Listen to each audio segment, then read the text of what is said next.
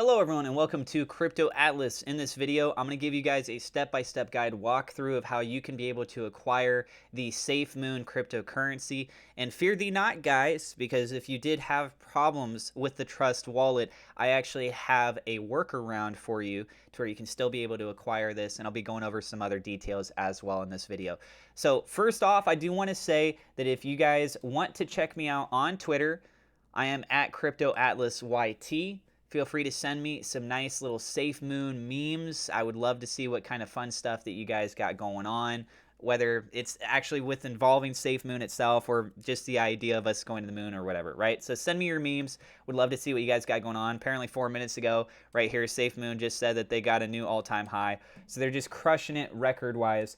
Also, I cover a lot of stuff on this channel related to cryptocurrencies. I do technical analysis, news, updates on Bitcoin, Ethereum, other altcoins, as well as doing a playthrough series on a cryptocurrency game called Decentraland. So feel free to subscribe for more content. Click the bell icon so that you know whenever we have a new video. And also, if you guys haven't yet, please make sure you click the thumbs up like button. It does help us out with the YouTube search algorithm and the discoverability. Okay, so that being said, let's get into this. Number one, you're gonna need to get TrustWallet, okay? So if you guys haven't already, make sure you go and download the TrustWallet. Besides that, you're gonna need to get some BNB, right? So there's a couple different ways you can do this. If you're already using something like Binance and you can acquire it that way, then great. You can kind of skip these other steps. But otherwise, you can actually acquire getting the BNB by getting Bitcoin. And I'm going to walk you guys through these different things right now. And again, if there's issues that you're having with the Trust Wallet, I'll cover that a little bit later and you can kind of backtrack with this. Okay, so if you guys need Bitcoin, because keep in mind, trying to register for a new Binance account, it's going to take a long time. I applied for my Binance US account over a week ago. I'm still not approved, right? So if you're trying to get on this, you're going to need to find other methods. I have referral links in the description for Coinbase, for Gemini. You can actually earn some extra free cryptocurrency by using those referral links, okay? Just keep that in mind. So if you want some extra currency, there you go. So now you got yourself some Bitcoin on those addresses, great, but let's say you want to get Binance coin through TrustWallet, if it's working for you, right? So if you want to go that route, what you're going to do is you're going to want to click on BNB off of this list. If you don't see BNB for some weird reason, then click the little settings icon and you want to search for it. So it's BNB. Now that you got the BNB on this list and you clicked on it, you're going to see on the very top right hand side it says buy. Okay, you're going to click on buy, and a lot of people might get this error message where it says that it's not available. And that's one of the big reasons why I'm doing this video, is so that you guys know about the alternative route. But anyways, if you can acquire this way, crazy great, right? You can go through this method and be able to acquire the BNB, wait for it to get added to your account, and then you can continue on with the other steps. Otherwise, skip ahead to the later part of the video. You guys can go ahead and watch what goes on of how you can get some BNB the other method. All right, so now that you got some BNB going on your account, you go ahead and what you're going to want to do is you're going to click on more, right? And you're going to swap it over to the smart chain. When you swap this over to the smart chain, that allows you to be able to do the transaction through PancakeSwap. All right, so when you click on this, the amount that you're going to want to swap over, more than likely you're going to want to do 100%. Okay. By the way, I'm not a financial advisor. Everything I'm sharing you, yada yada, all that good stuff. Anyways, I'm giving you guys a tutorial guide on this if you guys want to get it. So when you put in 100%, you might get an error message, and it might say something with the transaction or whatever. All you need to do to really fix that is lower your amount, and you can play with it, right? So you choose different digits here. It more than likely will tell you towards the end of the transaction what the transaction fee is. If you kind of do a little bit of math, you could subtract and factor in something really close. So you're not getting exactly 100%, but you're getting really, really, really close to it, okay? Once you have that all swapped over, then you're looking much more pretty. Now that you got your Binance coin, the BNB, on the smart chain, then what you're going to want to do is click on the dApps icon that's on the bottom right there, okay? Now, if you're on an Apple device, I don't think you're going to actually see that. I was talking this over with a friend of mine on the phone. So if you don't see that, then you're going to want to go to the browser page. You guys will see that in just a second here. But if you're on Android, click on dApps, And then in the middle section here, you're going to see where it says new dApps, and you're going to swipe through until you see what it says as Pancake Swap. All right, so you're going to go to pancakeswap.finance, just FYI, if you guys are on the Apple devices. Maybe you guys are watching this on a computer or something. So you go to pancakeswap.finance, and from this, you're going to want to make sure that your account, you're going to want to make sure that your account that's set up here is associated with that of the Binance side, right? Because if by default it's associated with the Ethereum one, you might get an error message. So make sure you go click on that little area up towards the top and get that swapped over to the Binance side. All right. Then, as you guys can see, what we're exchanging here is our Binance coin that's off of the Smart Chain, and we're going to be trading that over for SafeMoon. So your balance should show up here, whatever that balance amount is for you guys. If you did this all correctly. If not, maybe you're going a little bit too fast. Give it some time for your initial deposit to go over to your account. Once you see that it's in there for the balance, and you can continue on. And then the two, you're going to select the currency. The very important note here, guys, the slippage tolerance, they recommend on Twitter from SafeMoon's account, the official account, that you set this to 11%. If you set it too low, there's a high chance that your transaction won't go through. I saw someone else post saying that they're able to get it to go through with 0.5, but if you try a lower amount, it doesn't work for whatever reason, or you just want to play it safe, the recommended value is 11%, and that's what I did as well. I did 11%.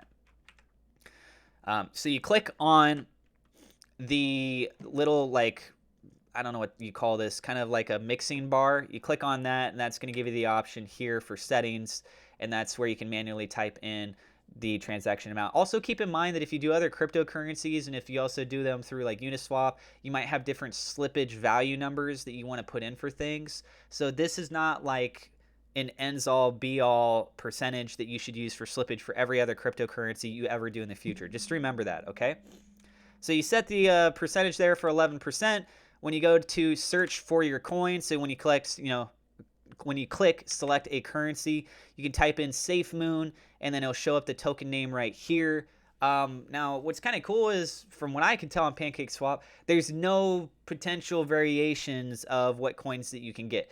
I know with Uniswap, you got to be really careful with this stuff because you have a contract address, and there are people that try and scam you and use fake accounts and things. So make sure that you're using the right one. I haven't seen anything else being shown up on this list when I'm making this video. And also, if you ever bought SafeMoon before and you have it on your account, one nice little fun trick is that it's actually going to show up on your token list again, right? So I blocked out my balance here, and if you guys happen to be trying to trade for it again, you can validate that what you're trying to trade for is legitimate because it shows you how much your holdings are of that coin. So you're technically transferring over for the same thing. So you select the SafeMoon, and you're going to be able to continue. You just process everything there. Once again, same kind of thing, right? So if your transaction isn't going through when you hit the submit button here, then all you got to do is lower your amount. You got to play with it a little bit, but you get something that's really close, and it'll finally be able to go through.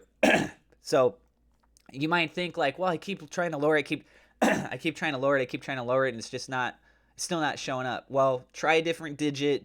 Again, see if it kind of goes through before you fully hit submit on everything.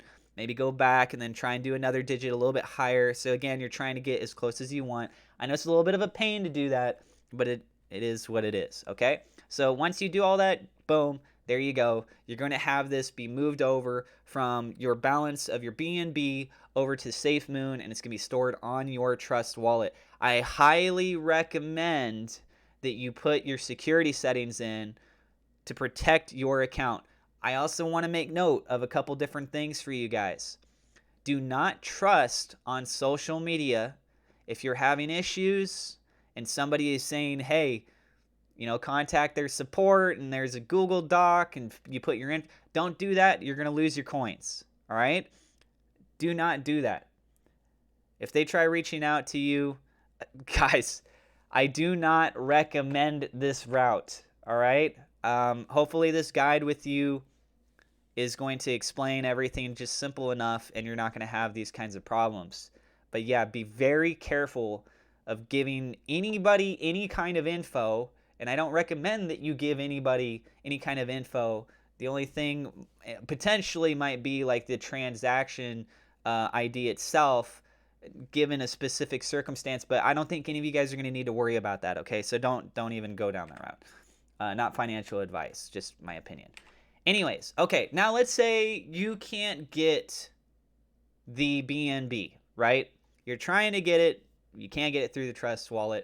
Here's the alternative. You want to download another wallet called Nexo. And I understand this is a lot of steps. I get it. But how badly do you want to get involved with SafeMoon? Or if you have other issues and stuff in the future with these kinds of things, or just trying to get BNB in general, then here you go. So once you download Nexo, okay, this is where the Bitcoin comes into play. The Bitcoin can also be used to acquire the BNB. So if you didn't want to spend the dollars in order to get the BNB through the TrustWallet, it doesn't give you the option. You can get Bitcoin on the exchanges. Again, there's referral links in the description you can use and get some bonus crypto using my links. But once you got that Bitcoin, what you're going to want to do on the Nexo wallet, you're going to go ahead and click on Wallet, okay? So off the dashboard, click on Wallet. Once you head over to the wallet, you're going to see Bitcoin should be at the very top of the list. Once you clicked on Bitcoin, then what you're going to do is click Top Up, okay?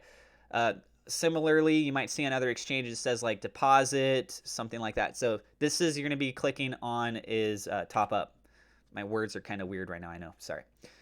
Once you do that, you're going to see a deposit address. You want to copy that, right? So one easy way is to copy it to your clipboard so that you don't potentially make any mistakes with this stuff. So doing this ideally on the same device is the most simple way and safest way to make sure that what you have is the same thing on both sides. The last thing you want to do is accidentally send a transaction to nowhere land, right?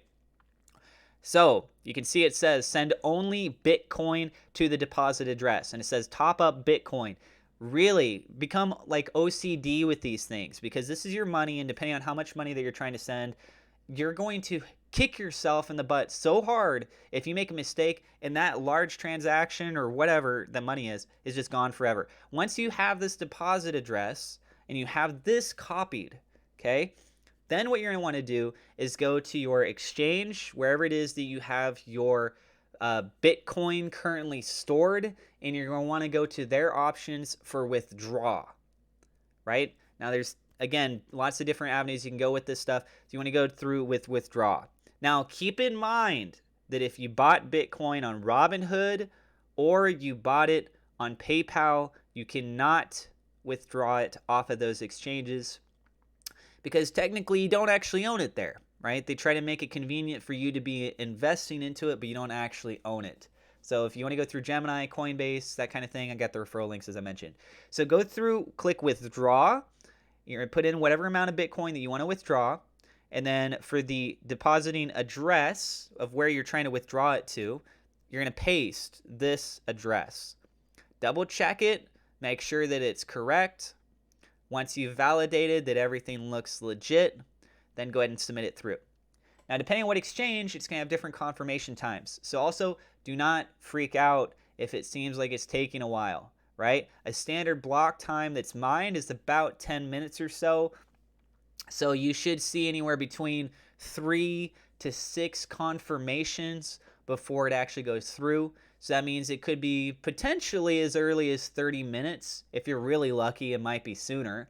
But yeah, you should be expecting anywhere between 30 minutes to at most maybe like a day or two, right? I will tell you guys, I just been doing this the last couple days, and I saw on average with my transactions, it was like about 45 minutes to about an hour and 15 minutes or so.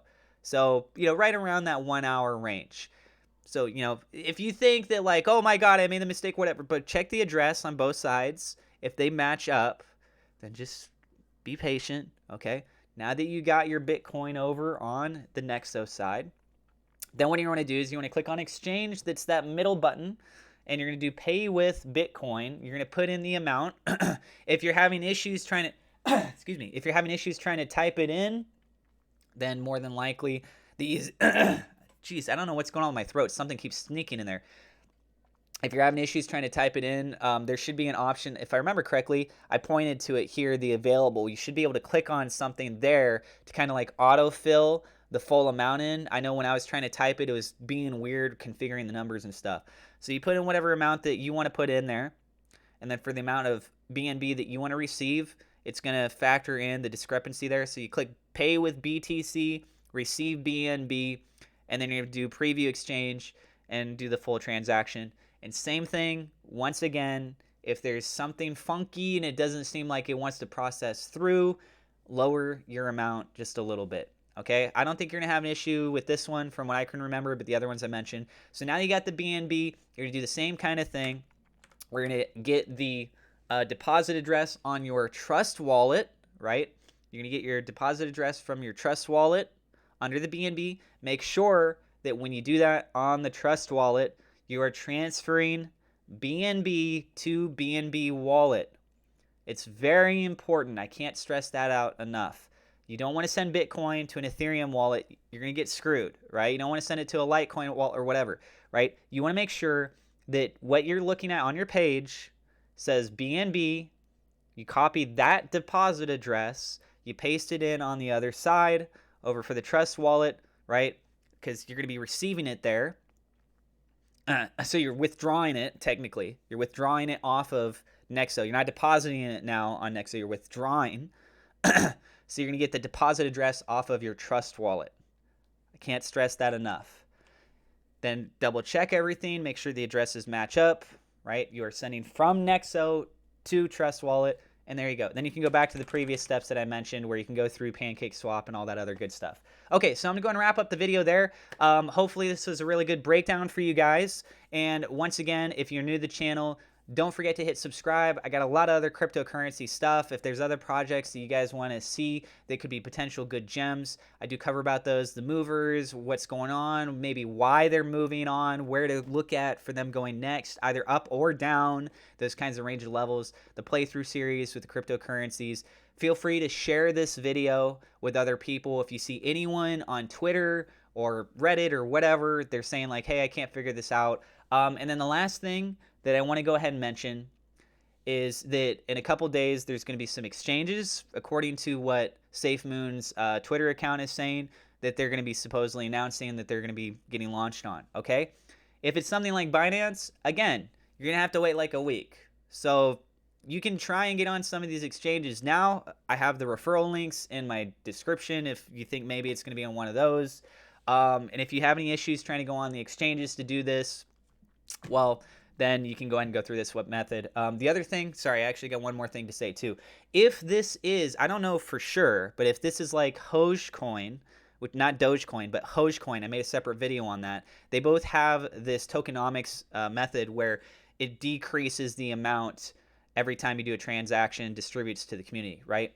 So if it's like Dogecoin, for you to receive your interest rewards would more than likely have to be on a private wallet.